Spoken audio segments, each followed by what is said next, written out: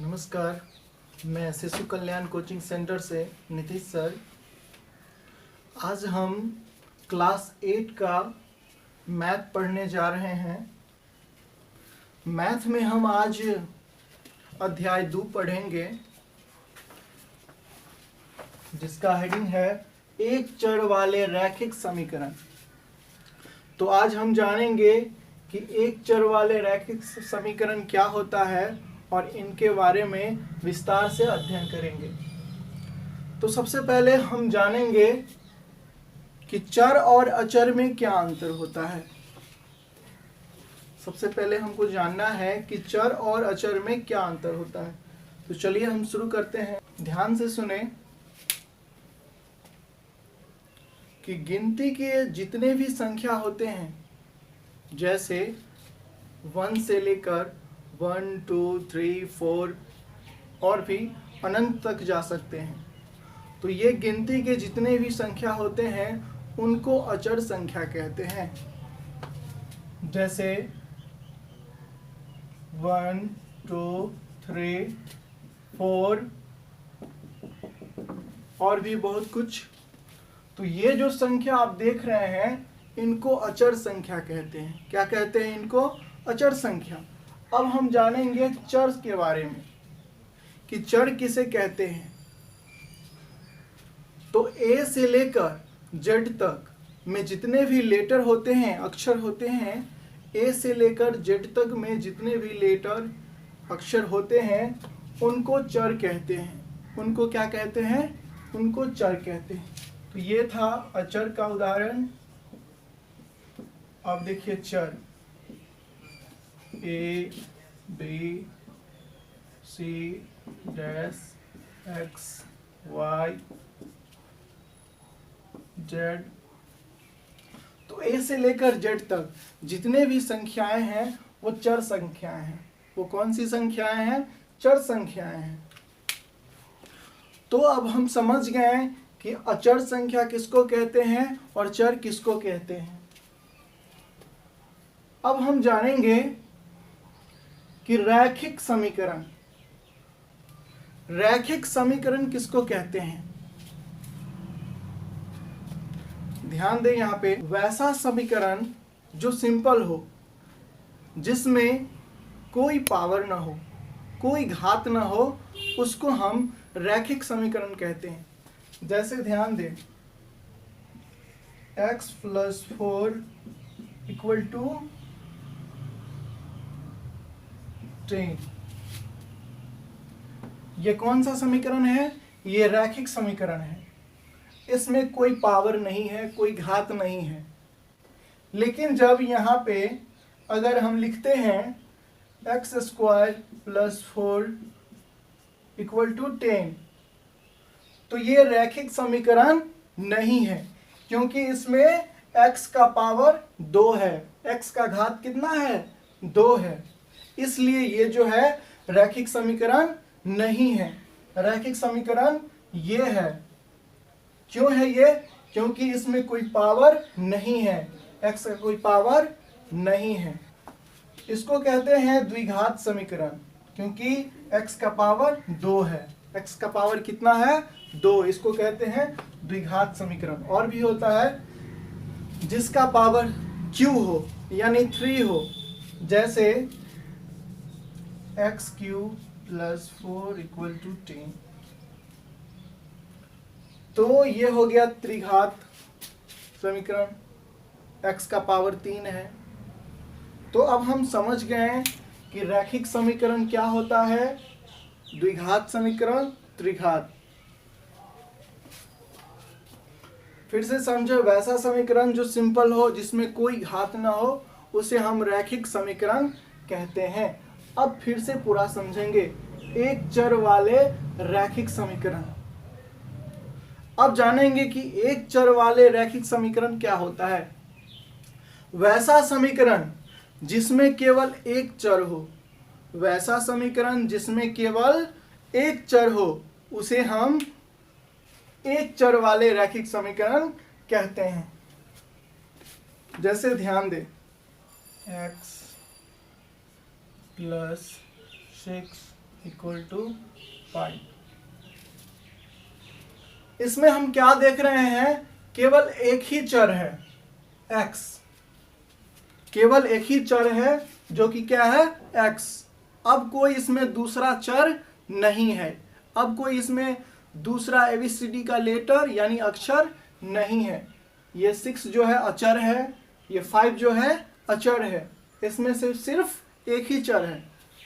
समझने के लिए दूसरा देखें, x plus 2y equal to 9।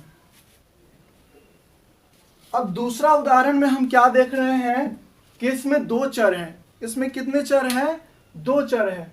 पहला चर x हो गया, दूसरा चर ये y हो गया, दूसरा चर ये y हो गया, पहला चर क्या है x। तो इसमें हम क्या देख रहे हैं कि इसमें दो चर हैं। कितने चर हैं, दो। तो ये हो गया दो चर वाले रैखिक समीकरण। ये कितने चर वाले रैखिक समीकरण है, ये दो चर वाले रैखिक समीकरण है। और ये जो है हम देख रहे हैं एक चर वाले रैखिक समीकरण है। तो हम समझ गए एक चर वाले, दो चर वाले, है ना। और ये भी समझ गए रैखिक समीकरण। तो इसीलिए इसे कहा गया है रैखिक समीकरण, एक चर वाले रैखिक समीकरण। हम देख रहे हैं क्यों कि इसमें एक ही चर है और क्या है, ये रैखिक है, इसमें कोई घात नहीं है, कोई पावर नहीं है, इसलिए रैखिक है। और ये एक क्या है, समीकरण है। क्या है ये, समीकरण। इसीलिए इस पूरे को मिलाकर कहते हैं एक चर वाले रैखिक समीकरण। तो इतना हम समझ लिए। अब हम समझेंगे कि समीकरण को बनाना कैसे है, समीकरण को कैसे बनाया जाता है। तो चलिए हम शुरू करते हैं, जानेंगे कि समीकरण को कैसे बनाएंगे। कुछ उदाहरण लेकर देखते हैं। एक प्रश्न है, एक संख्या के 5 गुने में 10 जोड़ने पर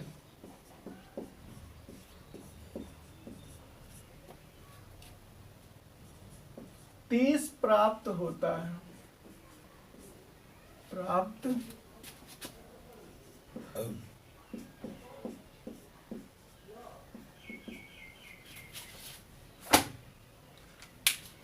ये एक हमारे समक्ष एक प्रश्न है। अब इन्हीं प्रश्न के द्वारा हमें एक समीकरण बनाना है। हमें क्या करना है, एक समीकरण बनाना है। तो प्रश्न क्या है, एक संख्या के 5 गुने में, ध्यान से सुने, एक संख्या के 5 गुने में 10 जोड़ने पर 30 प्राप्त होता है। एक संख्या है कोई भी, उसमें क्या करते हैं, 5 से गुना करते हैं और 10 को जोड़ देते हैं, तो कितना प्राप्त होता है, 30। अब इनसे हमको समीकरण बनाना है। पहले मानेंगे, माना कि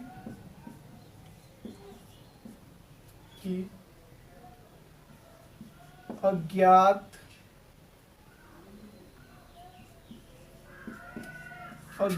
संख्या x है। जिस संख्या को हम नहीं जानते हैं वो क्या है, अज्ञात संख्या है। तो माना कि अज्ञात संख्या x है। कितना है, x है। अब क्या कह रहा है प्रश्न में कि एक संख्या के 5 गुने में 10 जोड़ते हैं, तो ये एक संख्या है। प्रश्न से ये एक संख्या है x को लिख लेंगे। अब क्या है, 5 गुने यानी 5 से गुना करना है, 5 से इसमें गुना कर दिए। अब कितना कर रहा है, 10 जोड़ना है, 10 को जोड़ दिए, है ना। कितना प्राप्त हो रहा है, 30, तो बराबर 30। जो हमें प्राप्त होगा, जो हमें मिलता है, उसको हम बराबर के बाद लिखते हैं। क्या करते हैं, बराबर के बाद लिखते हैं। तो हमें कितना प्राप्त हो रहा है 30। x में 5 से गुना करेंगे तो कितना होगा 5x प्लस 10 इक्वल टू 30 यानी 30। ये एक समीकरण हो गया। ये क्या हमें प्राप्त हुआ, एक समीकरण, एक चर वाले रैखिक समीकरण। ये एक चर वाले रैखिक समीकरण है। तो इस तरह से हम प्रश्न से एक समीकरण का निर्माण कर लिए। अब और उदाहरण देखिए ताकि आपको बढ़िया से समझ में आए। जो बच्चे नहीं लिख पाते हैं वो वीडियो को पॉज करके अपना लिख लेंगे, ठीक है। हम अगला उदाहरण देख रहे हैं। चलिए,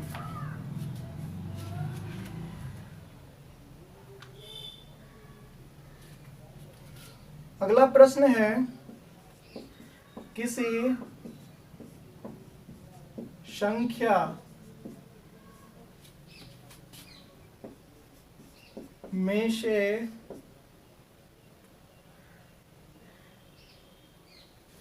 दो घटाकर यदि 4 से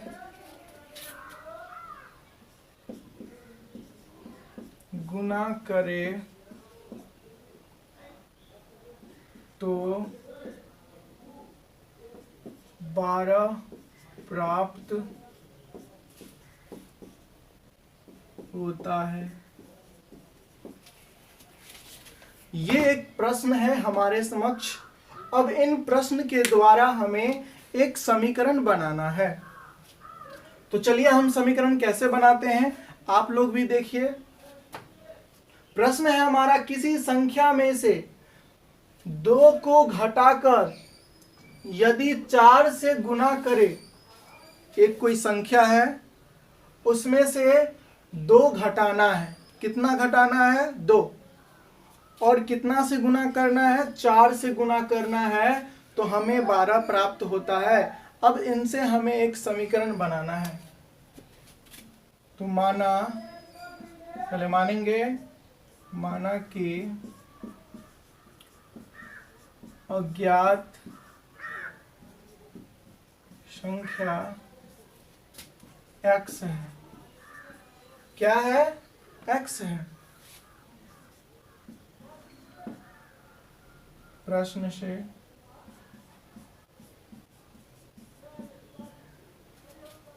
संख्या क्या है, x है। अब क्या करना है, 2 घटाना है। कितना घटाना है, 2 घटाना है। 2 घटा दिए, माइनस कर दिए 2। अब क्या करना है, 4 से गुना करना है। 4 से इसमें गुना कर दिए, 2 घटा दिए, 4 से गुना कर दिए। कितना प्राप्त हो रहा है 12, 12। तो बराबर जो प्राप्त होता है उसको बराबर के बाद लिखते हैं, तो बराबर 12। तो ये क्या हो गया, एक समीकरण बन गया। ये क्या बन गया, समीकरण बन गया। तो इस तरह हम समीकरण को बना सकते हैं। अब हम सीखेंगे कि समीकरण को हल कैसे किया जाता है।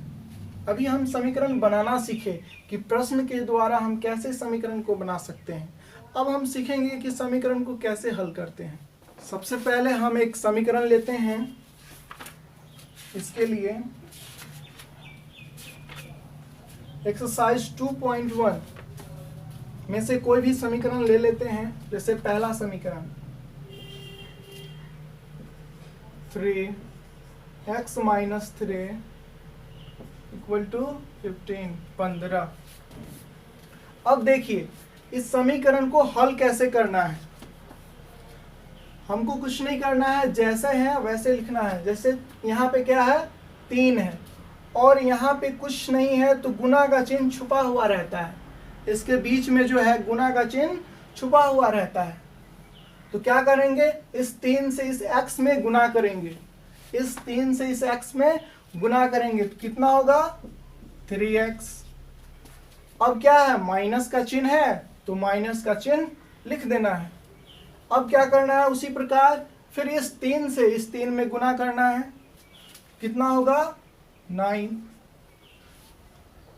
अब ये कंप्लीट हो गया। अब क्या है बराबर, अब क्या है 15 लिख दिए। फिर से सवाल को समझेंगे। सवाल है कि 3 into x minus 3 equal to 15। अब हमको जानना है कि इस समीकरण को कैसे हल करेंगे। तो यहाँ पर हम देख रहे हैं कि 3 है और यहाँ पे x है -3 है। 3 के बीच में गुना का चिन्ह छुपा हुआ रहता है। तो 3 और x से गुना करेंगे तो कितना होगा 3x। उसके बाद माइनस का चिन्ह है तो माइनस का चिन्ह देंगे। उसके बाद 3 में 3 से गुना करेंगे तो कितना होगा 9 यहाँ पे लिख देंगे। उसके बाद क्या है बराबर, बराबर का चिन्ह दे दिए। उसके बाद कितना है 15 यहाँ पे लिख देंगे। अब आगे देखिए, अब क्या करना है कि हम देख रहे हैं कि 3x है यहाँ पे -9 है इक्वल टू 15 है। तो 3x है तो 3x ही लिखेंगे। अब क्या करना है बराबर देकर 15 है तो 15 लिखना है। यहाँ पर हम देख रहे हैं कि ये 9 जो है माइनस में है, बराबर की इस साइड जो है 9 माइनस में है। अगर हम बराबर के इस साइड ले जाते हैं तो प्लस में हो जाता है। किस में हो जाता है प्लस में। तब हम इसको क्या करेंगे प्लस में कर देंगे। कितना हो गया +9। अब इसको हम जोड़ेंगे, 15 और 9 को जोड़ेंगे तो कितना होगा 24। कितना होगा 24। अब देखिए अब क्या करना है, इधर हम देख रहे हैं कि 3 और x के बीच में गुना का चिन्ह छुपा हुआ है। क्या चीज का चिन्ह छुपा हुआ है गुना का। अगर हम इस 3 को बराबर के इस साइड ले जाते हैं तो गुना में है तो किस में हो जाएगा भाग में हो जाएगा। चलिए हम करते हैं 3x x बराबर के इस साइड गुना में है, इस साइड जाएगा तो भाग में। अब क्या करना है डिवाइड करना है। 3 से 24 को डिवाइड करना है यानी भाग देना है। तो 3 से 24 को भाग देंगे तो कितना होगा 3 से 3 में डिवाइड करेंगे तो 1 और 3 से 24 में डिवाइड करेंगे तो 8। x का मान कितना हो गया 8। तो इस तरह हम समीकरण को हल कर लिए। तो आप लोग समझ गए होंगे। इसी तरह चलिए हम अगला समीकरण को हल करते हैं। फिर से कोई भी एक समीकरण ले लेंगे। जैसे एक समीकरण है 2.4 इक्वल टू x 2.4 -1। ये एक समीकरण है। अब इसको क्या करना है हल करना है। चलिए हम कैसे हल करते हैं। 2.4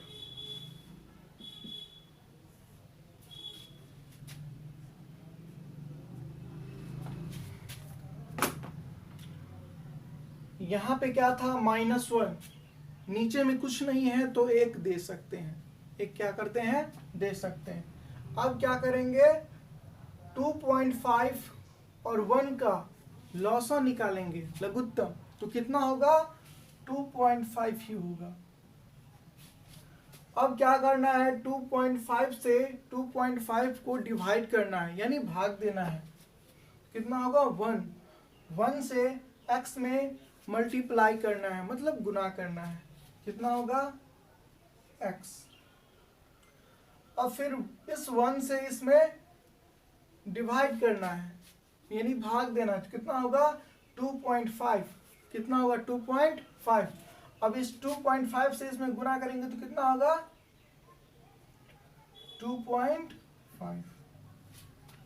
समझ गए हैं।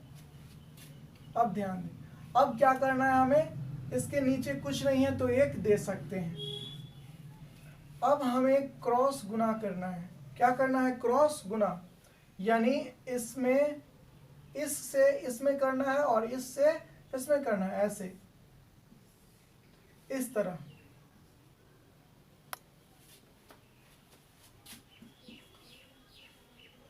अगर हम इस 1 से x में गुना करते हैं तो कितना होगा x माइनस, और 1 से 2.5 में गुना करते हैं तो कितना होगा 2.5, जैसा है वैसा।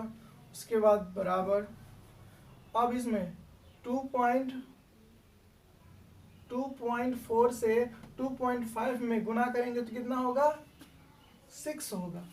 कितना होगा 6 होगा। गुना करके देख लीजिएगा। अब हम क्या देख रहे हैं कि x है माइनस 2.5 है इक्वल टू 6 है।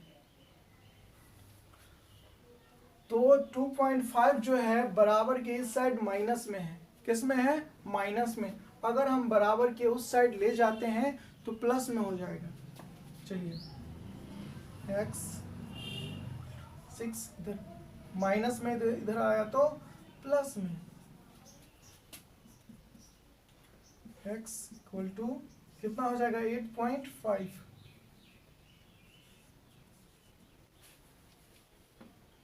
तो इस तरह जो है हम समीकरण को हल करते हैं। तो हम क्या सीखें कि किसी भी प्रश्न से समीकरण को कैसे बनाना है और उस समीकरण को कैसे हल करना है। तो ये चीज़ इम्पोर्टेंट था, हम सीख चुके हैं।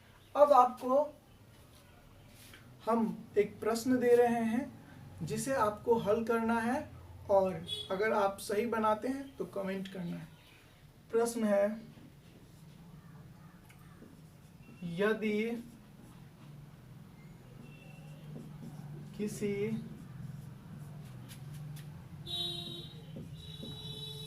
संख्या के आधे में से 1/4 घटाया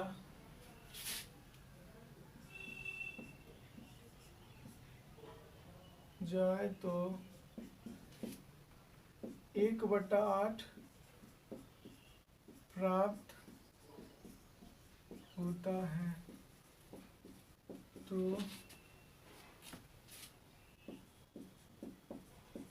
संख्या